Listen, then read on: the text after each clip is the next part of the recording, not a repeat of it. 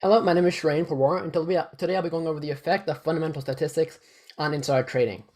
So to just get started, I'd like to just talk about my research question, which is, do fundamental statistics offer any evidence for potential insider trading in 2014 to 2017 tech firms? So obviously there's a bit of complex language in this question, so I'll do my best to kind of simplify these in the upcoming slides. So to give a bit of brief background, so what are stocks? In the simplest way possible, stocks represent ownership in a company. So technically, if you own one share of, let's say, Apple, you're technically now part owner of Apple. The price of a stock represents the perceived value of that one share by the market. And in this case, the market just means the group of buyers and sellers of Apple, or just in general, any stock listed in the stock market. And this price or value is based on current public available information about that company. And this becomes really important to remember to understand how insider trading actually works. So what is insider trading? Insider trading is the buying or therefore selling of shares in possession of MNPI.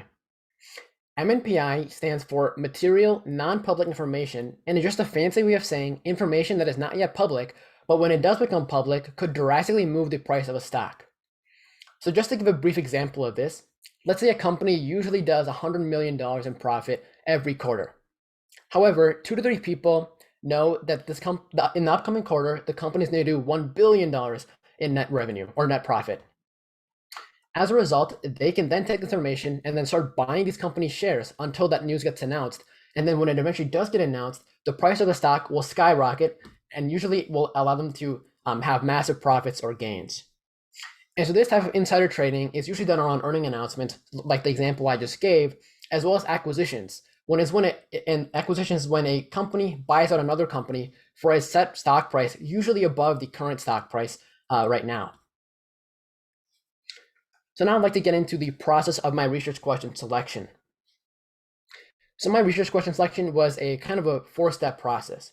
It started in the summer of 2020 when I did some background research and read 10 to 12 finance papers, of which I kind of narrowed down topics I was interested in to run 4 to 5. These 4 to 5 topics became my narrow topics list, and after working with my mentor, I kind of realized that I wanted to go more focused on financial fraud as a result of him being able to help me out the most on this and my interest in this topic. Then after we narrowed this topic down more, as you may remember, I chose insider trading. And in insider trading, I realized that COVID-19 may have had an effect on insider trading, as well as the fact that insider trading may have had an effect on visual stock charts like the one you see above. Unfortunately, this was not the case, and I had to move on to a different subject within insider trading. This topic became fundamental statistics, and the reason I chose this topic was mainly of 2 reasons. The first one was because it was interesting to me. I knew coming into research that I wanted to do some sort of research in kind of involving fundamental analysis. And the second reason is because this fundamental statistics kind of filled the gap in the scholarly conversation.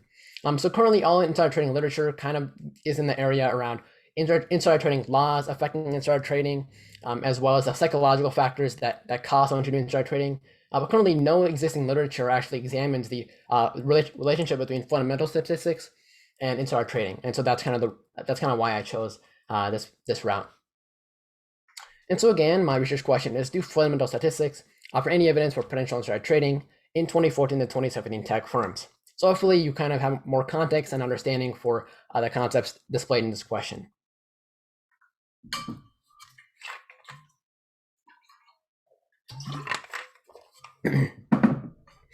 So the next part I'd like to go into is methods and my data collection. But before we start that, I'll kind of explain the general goal of my research. The goal of the research was kind of to compare 2 main groups. Of course, there's the insider traded companies group, but there's also a control/comparison company group that I used to obviously compare with the insider traded companies. This group would include companies that were not insider traded and those that were in the same industry as the insider traded companies. And hopefully, after getting the companies in these 2 groups, I'd be able to use statistical analysis to kind of see if there's any differences between the 2 and use that to make a claim. So kind of going into the more into the 3-step process I used a quantitative method called secondary data collection and analysis. My first step in my research was to collect the companies that would actually go into each of these groups, the insider trading company group and the comparison group. After which I would collect financial data for each of the companies within these groups. And then finally, I would perform a statistical analysis to kind of analyze the significant differences between each of the groups, and hopefully be able to make, again, a claim or conclusion. So kind of starting off the collection process, I first decided to collect companies that would go in my insider trading group. And I did this to a government-provided database known as SEC Litigation Releases. The SEC Litigation Releases is a database that gives you that provides financial fraud case filings dating back all the way to 1995. And so I looked through 4 to 5 years of these cases and found a total of 11 insider traded tech firms. All of these tech firms were insider traded between 2014 and 2017, hence that specific time range in my question. Additionally, I found 7 IT insider traded tech firms that were earning announcements related, which is kind of like the example I gave at the start of the presentation, but only 4 were acquisitions and merger related IT cases. However, I wasn't able to collect financial data for these acquisitions companies because they required and stopped providing this data to the databases. So as a result, I kind of stuck with the 7 insider traded companies that were earning announcement related only. To collect the companies in my comparison group, I use something called SIC codes. SIC codes are 3 to 4 digit numbers that kind of specify a sub-industry within a more broad industry. And so kind of what I mean is, well, obviously there's the tech industry, but within the tech industry, there's different sub-industries such as semiconductor producers, radio and communication producers, and TV, electronics, and household appliance producers as well. And so each of these sub-industries kind of have a specific SIC code associated with them. And similarly, each of these companies, since they produce something specific, also have a primary SIC code. So using this SIC code, I was able to kind of use them as a filter of sorts. And so I was able to use this S&P Capital IQ database to kind of filter my results to only publicly traded US companies that have the same SIC code as that individual insider traded company. And so you can kind of see that on the right-hand side. I have the 3 filters, the US, public, and SIC code, as well as all the financial data that I collected. And I did this for each insider traded company. So essentially, I had a comparison group for each insider traded company. And it's important to note that I collected this data exactly 1 quarter before the insider trade actually happened, mainly because to kind of maintain the predictive nature of my question, as well as to give a more accurate sense of the business, because had I collected it during the quarter of insider trading, it would have given inflated results because of the financial statements. Now kind of moving on to the results and variables. This is the summary data of my insider trading comparison group. So I took essentially all the comparison groups that I collected from the database, and I put them into kind of one table to give some basic statistics like average, median, standard deviation, max, and min. So obviously this data doesn't mean anything to you right now. And so for the sake of time, I'd like to just kind of focus on one of the significant variables in the variables I collected, and that is log price to book value. So what is price to book value? Well, book value is calculated as subtracting the liabilities from your assets. But a better way to think about book value is if a company decided that they wanted to sell everything they own, such as their assets, on market value or at the market price, and pay back all their liabilities to banks or maybe salaries they haven't paid back yet, etc., the cash value they have after doing all of that is what's known as their book value. The price of a company is the current value of a company, also known as its market cap. And the market cap is it represents the total profits that the market thinks the company will generate over its entire lifetime. So as a result,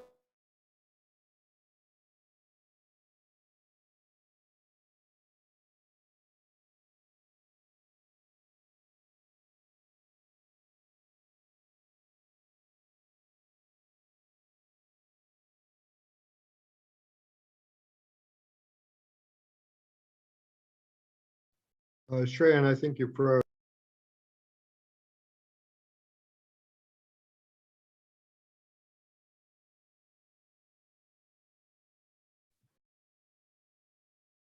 Yeah, I think we'll just wait a second.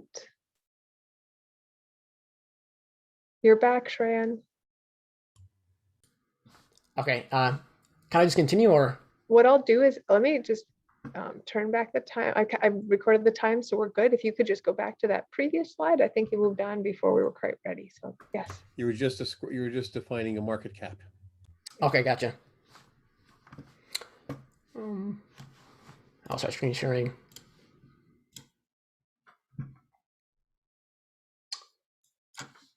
Okay. So I guess I'll start slide again. So Apple's book value is right now $69.18 billion. Its price right now, or market cap, is $2.207 trillion. And Apple's price to book value right now is 31 times, which means that the market thinks that Apple's book value will grow by 31 times by the end of its life.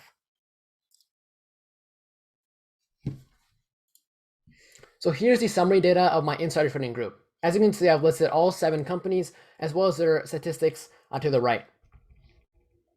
And so obviously this information has no relevance to you without further analysis. So the next section I'll go on to is the analysis and statistical tests.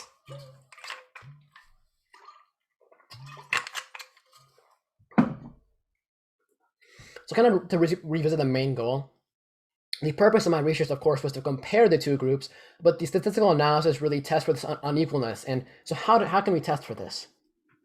So the first way is by using what is known as a z-score test. The z-score test returns the number of standard deviations that a certain single data point is away from the mean. So if you navigate to Apple's price to book value z-score, which is circled in red here, it should say 1.07. 1.07 means that Apple's price to book value at the time was 1.07 standard deviations above the mean of its comparison group's price to book value. And the idea behind doing the z-score test was that hopefully by doing the z-score test, a certain variable such as price to book value would all have statistically significant z-score values across all companies. And I think that value is around 2. But unfortunately, that wasn't the case, as any column or variable with a significantly statistical z-score wasn't shown across the entire all companies. And so as a result, I had to move on to a different statistical test known as the student's t-test. And the student's t-test kind of returns the probability that two groups are from the same distribution or kind of population. And so how I did this was I took 20 randomly selected companies from each of the comparison groups and put it into one massive spreadsheet. I then took these 7 insider trading companies and put them below and ran a t-test for it to return the p-values that you see below. And so, of course, none of them were significant except for the price to book value circled in red. So the p-value here is 0.04, and this is less than the 0.05 required for some statistic to be significant. And so from this, we can make the claim that the price to book value of insider traded companies was statistically different than the non-insider traded companies. And then we can make the further claim that 2014 and 2017 insider traded tech firms had higher price to book values than non-insider traded companies. So what are some of the implications and limitations of this result? Well, one implication is its relevance to the SEC. As you may recall, the SEC is a government entity that monitors financial fraud and tries to prevent it. So this research could be directly useful to them in that it would allow them to maybe monitor and scrutinize companies specifically with higher price to book values more than others, and hopefully try to catch insider trading sooner than later.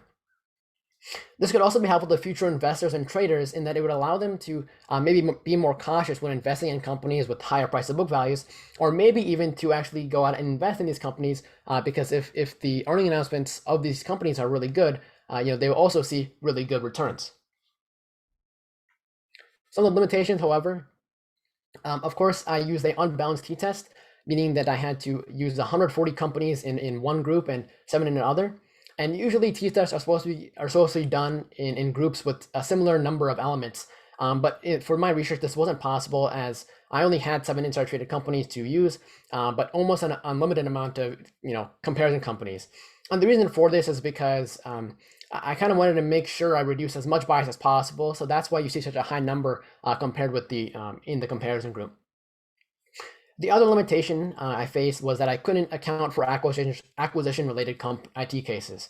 And so the reason for this is because I physically wasn't able to collect financial data for them, and as a result had to drop them out of my research. And finally, there's always the possibility of human error. I was dealing with 7 to 8, 100 to 150 plus row spreadsheets, and it's always possible that I made an accidental deletion, insertion, row swap, etc. that may have impacted the results. Albeit this change would have been infinitely smallly low, but nonetheless still a change. So with that being said, thank you guys for listening. That about wraps up my presentation, and I'll be happy to answer any questions that you may have. Nice job, Shreyan. So, as you know, you've been given the oral defense questions in advance to prepare, and I'll ask you one from each category: the research process, your depth of understanding, and reflection on the inquiry process. Sure. So my first question for you is, how did the choices you made while designing your research method impact your research process? So, of course, I made a bunch of choices in the research process, but I think one of the most significant choices that I made was going that extra step to perform the t-test after getting non-results for my z-score. As you may remember, in the z-score test, I didn't find anything significant or statistically significant difference between each of the groups.